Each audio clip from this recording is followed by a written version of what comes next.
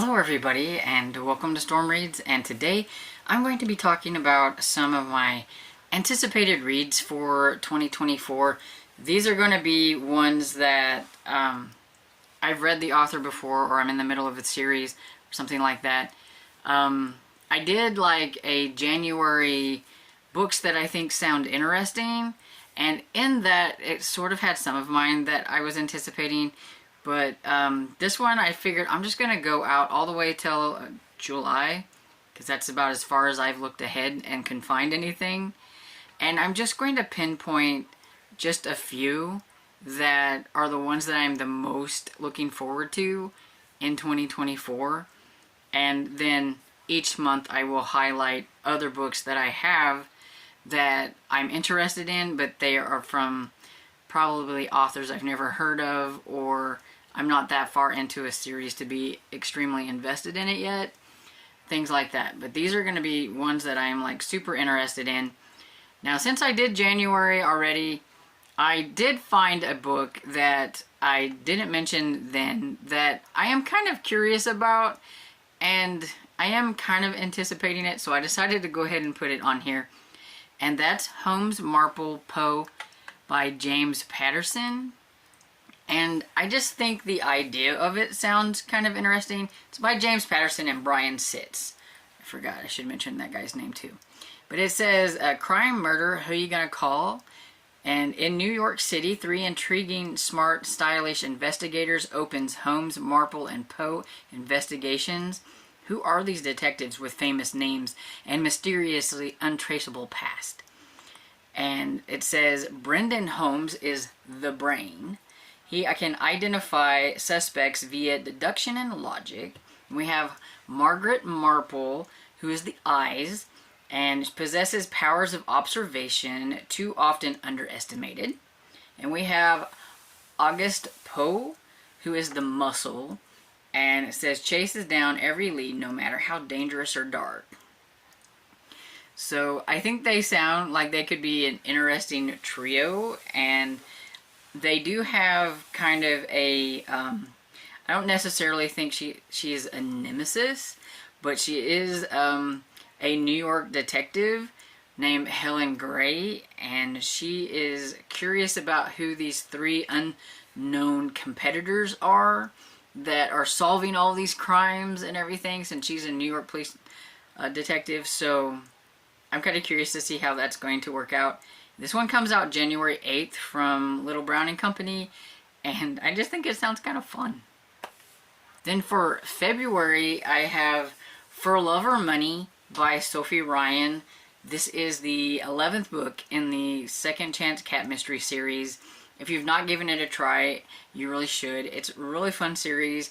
It has some older people in it that are called the Charlotte's Angels, who may be like a little bit private investigators. But we also have Sarah Grayson, who is the owner of a second-hand shop, and we got her rescue cat Elvis, the cute little cat that's on the cover. And yeah, so she tries to rein in the older folks and try to keep them out of too much trouble. They get her to investigate with them most of the time and everything. And so yeah, it's just a fun series. I really like that one. And then there is Fatal First Edition by Jen McKinley. It is the 14th book in the Library Lovers series. I'm pretty sure if you've been on my channel for very long, you know that the Library Lovers is my favorite cozy mystery series, and I absolutely love it. And oh, look at Heathcliff there on the cover. He's so cute. And this is about librarian Lindsay Norris and Sully. Sully is probably up there in like the top 5 of like my favorite male characters. He could be my book boyfriend maybe on occasion. Yeah, he's adorable. And the fact that he puts up with her sleuthing and all that kind of stuff. And I like the fact that he's not a cop. He is a boat captain, and I thought that was kind of interesting. But it's got a lot of fun characters there, and in Briar Creek, and I really like all of them. The ones at the library, Even kind of the grumpy Mrs. Cole, she was like the one that you just love to hate. And I think her character had the best character development over like all the characters, because you really become like a fan of hers after a while, but it does take a little while. But she's just a lot of fun, and I can't wait to see what's going to happen in this one when they are says people are dying to get their hands on a rare and valuable book. So you know something's going to happen with that, and we are going to get to investigate. Oh, and I guess I should tell you that For a Love of Money comes out February 6th from Berkeley, and Fatal First Edition also comes out from Berkeley on February 13th.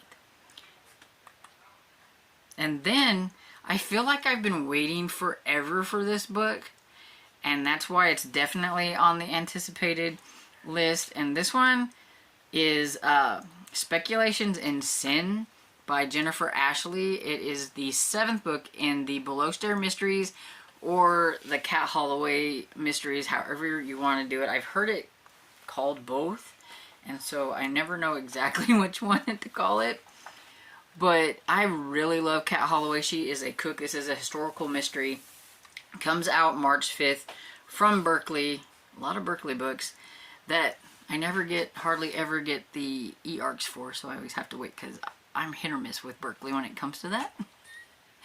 And I really love Daniel. Daniel's probably another one of my favorite male characters that, you know, I do believe I've put him on my list before as a favorite. He's such a mystery. You never know exactly what it is he does for a living, and it's like, you know, you're always guessing, is he police, is he not police, but does somebody have something on him that makes him have to do these things? But he can talk just like he is an aristocrat, but he can also talk just like he's a common man. And he does both, and he's everywhere.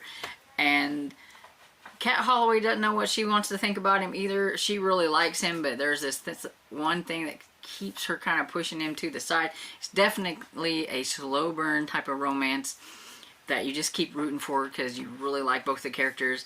It's got a lot of fun side characters. I really like Lady Roberta, I think is her name, but she goes by Bobby.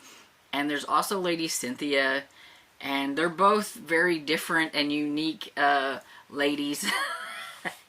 And there's just a bunch of other fun characters, and I just love historical mysteries, and this has been one of my favorites from the very start. The last book came out in 2022, and so I feel like I've been waiting on this book forever. I was kind of afraid that there wasn't going to be any more, so you know, I got super excited whenever I seen that there was going to be one. The next book I have comes out on March 12th, and it's from Berkeley. See, a lot of my books seem to be from Berkeley that I like to read. Okay, so this one was my favorite, like, top of the list favorite historical mystery series. The last couple of books, it's kind of fallen. Like, it doesn't even hit my it didn't even hit my favorites or runner-ups this year. So, I mean, that kind of lets you know that I was very disappointed with the book that came out this year. But I still have high hopes for it.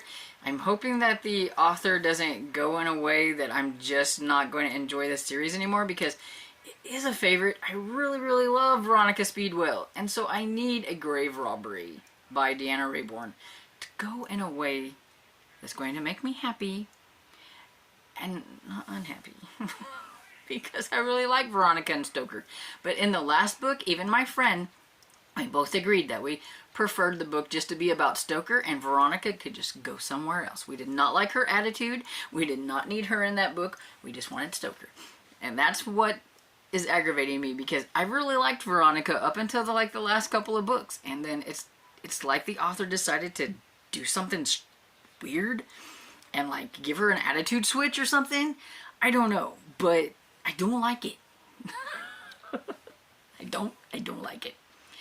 But it says Veronica and Stoker discover that not all fairy tales have happy endings and some end in murder. And so yeah, you know, it's a favorite historical mystery series. I'm really curious to see, you know, what's going to happen. I haven't really even looked at what it's going to be about. I mean, I just know that it is the 9th book, and I'm hoping that I'm going to like this one. I want it to pop back up on my favorites. It just needs to pop back up on my favorites. That's all I'm asking. That's all I'm asking. And so the next book I have comes out April 9th from Minotaur Books. Oh, hey, something besides Berkeley. And that is The Poison Pen by Paige Shelton. It is the 9th book in the Scottish Bookshop Mystery Series. I really, really like this series. It is about bookseller Delaney Nichols, and she was an American that took the job at this Scottish bookshop in Scotland. She met this really nice man there, and she works for Edwin, who is a bit of a strange duck. He does some unusual things, and he wanted kind of Delaney to kind of take over the store so that he could kind of pursue doing other things. He really likes to work with like rare books and things and all that kind of good stuff. And so I'm kind of curious what he's going to have her be doing in this one, because it says that he comes to her with an unusual assignment.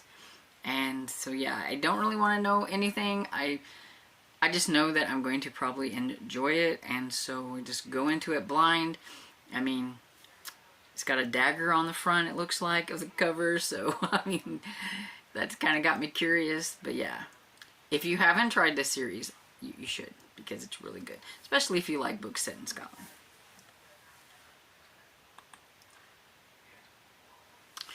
So this next one is a thriller, and if you've probably seen the video that's probably going to come up before this one, that I've discovered that I'm very hit or miss with thrillers, and I didn't have a very good experience with thrillers this year. But so far, Alex Finley has not led me astray. I've really liked his thrillers. Something about his thrillers that I enjoy. And so he has a new one coming out in May 28th from Minotaur Books, and it's called If Something Happens to Me. And so this one says, for the past 5 years, Ryan Richardson has relieved the terrible night, the car door ripping open, the crushing blow to the head, the hand yanking him from the vehicle, his girlfriend Allie's piercing screams as she is taken. With no trace of Allie or the car, a cloud of suspicion hangs over Ryan, but with no proof and a good lawyer, he's never charged. He just wants to put all this stuff behind him, and it seems like he ends up going on a summer trip abroad to Italy, and while he's there, he gets a phone call that Allie's car has been found and submerged in a lake, and there are 2 dead men inside with a cryptic note with 5 words. They're written on an envelope in Allie's handwriting that says, if something happens to me. So, I'm a little curious. It sounds kind of interesting. So far, I've had 5 stars and 4 stars from this author. So I have high hopes for this one. So I'm hoping that it will be at least, I'll have at least one thriller that I enjoy. And everything. So I'm excited. I'm apprehensive, but I'm excited at the same time. Then the next book I have is The Stranger in the Library. This is by Eva Gates, and it's the 11th book in the Lighthouse Library series. And it comes out June 4th from Crooked Lane Books. And yeah, I really like this one. It's set in the Outer Banks. It's got a librarian named Lucy who gets herself involved in a lot of sleuthing. Yeah, I love the Lighthouse Library premise. There's always like this little bit of a, is there paranormal or isn't there? Because of one of the characters in there who thinks that the lighthouse is haunted. And she's just one of those characters that you just don't really care for, but at the same time, would it be a book without her? She's gotten a little bit easier to handle lately, but she's still, you know, just one of those characters and everything. But I really like Lucy, and I'm excited to see what is going to happen with her and the gang at the Lighthouse Library. Okay, so I forgot one, so I'm going to have to go back to April. So this one comes out April 2nd from Sourcebook Young Readers, and it's the only middle grade book that's actually on this list because it's from my favorite author. I'm a little sad that I'm probably not going to get a horror book from her. She's my favorite horror middle grade author. But it's a mystery, so I do love my middle grade mystery. And so this is The Mystery of the Locked Rooms by Lindsay Curry. And it sounds like it could be a lot of fun. It says, crack the codes, find the treasure, escape the house.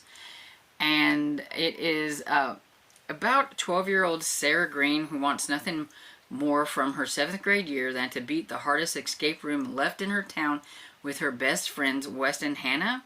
But when a foreclosure notice shows up on Sarah's front door, everything changes. Since her father became ill 2 years ago, things have been bad, but not lose your house bad until now. Sarah feels helpless until the day Hannah mentions a treasure rumored to be hidden in the walls of an abandoned funhouse. According to the legend, Hans Stefan and Carl Stein were orphaned at 8 years old and lived with different families until they were able to reunite as adults. Their dream was to build the most epic funhouse in existence. They wanted their experience to be more than minor mazes and optical illusions. So they not only created elaborate riddles and secret passages, but they also claimed to have hidden a treasure inside the funhouse. Once in, Sarah, West, and Hannah realize the house is unlike any escape room they've attempted. There are challenges, yes, but they feel personal. Like the triplets knew who would get in. It seems impossible, but so does everything about the house. As soon as they're in, she immediately worries that attempting the funhouse is a bad idea, but Sarah has no choice but to continue since her future is at stake. So, I mean, it still sounds like a pretty action-packed kind of mystery. I'm really curious about the whole, like, locked-roomed mystery and, you know, what kind of things are going to be in the funhouse. It sounds really cool. So, I'm hoping it's going to be a good one. But, I mean, she hasn't done me wrong yet. Even though it's not a horror, at least it's a mystery. And then, okay, so going back to June, I have on June 4th from Crooked Lane Books, I have The Botanist's Guide to Society and Secrets by Kate Cavari. This is the 3rd book in the Saffron Everly mystery series. So this one is about botanist Saffron Everly. She is a lady in a man's field. It's 1923 London, so she gets a lot of backlash from all that stuff, but she doesn't let it stop her. And she has been really good at using her expertise in poisons and things like that to help solve some crimes whenever the police couldn't figure it out. And so I'm curious to see how things are going to happen. In the second one, I was a little confused about, like, the love interest part in that one. I thought it was going one way and then it's going another. And I do not want there to be a love triangle. I want it to be one or the other. And at this point, I don't really care who. I don't have a clear, like, a care about anybody. It's only the 3rd book, so I'm not really invested in either one of them. And so, you know, we'll just see how it plays out. If the love triangle happens early enough to where you don't really care about either one of them yet, I think it might work out a little bit better than getting invested in one guy and then all of a sudden this other one shows up like 5, you know, books later or whatever. So I'm hoping it's going to work out. I do love my historical mysteries, and so I am excited to see what is going to happen next with Saffron Everly.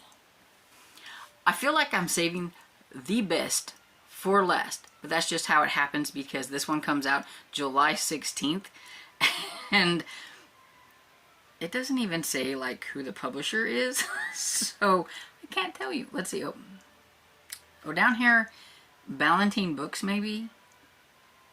It might be on. I'm looking at the other editions. So, but yeah, I'm so excited. I can't hide it. I'm so excited. I've been waiting for this book for a long time, like a really long time. It's not the fault of the author or anything. She had cancer, you know, she had to battle the cancer. I'm really glad that she's doing well and everything, but I have been waiting and waiting. I'm so excited because it's another book in the All Souls series. You know, everybody knows how I love this book and this series overall. Now, the fourth book, that was more of a companion novel, I think, than part of the actual, like, series, because it first started out as it was just a trilogy, and then we had the Time Converts, which was about Marcus and Phoebe. It was kind of more of a companion novel. This one is going back into being more of, like, more Diana and Matthew, and I'm so excited. It's called The Blackbird Oracle from Deborah Harkness, All Souls number 5. And I'm so excited. I'm so excited. I just can't wait. July cannot get here quick enough. It comes out after my birthday, so it is close enough to be a birthday present, and I may have to splurge and try to get me an actual copy of it, but I don't know, because it depends on how much it is, because I don't have a huge book budget, but I really want it. I don't think the cover matches, and I think that's just going to be a byproduct of the fact that it's come out so much later than like the other books and everything, but I am still like excited, and I can't really say a whole lot about it because I don't want to spoil anything for the books in case you haven't read the series. But it says Diana Bishop's journeys to the darkest places within herself and her family history. And so I do know that the congregation is wanting her to do some things, and I can't even really say because that's a really big spoiler. So like, don't read what this is about if you haven't read the first 3 books, because it's going to spoil you for like what happens in the first 3 books. But she is forced to do some things, and it makes her have to kind of look into, I'm guessing, her family tree. She's going to meet a great aunt that she never knew existed, a Gwyneth Proctor.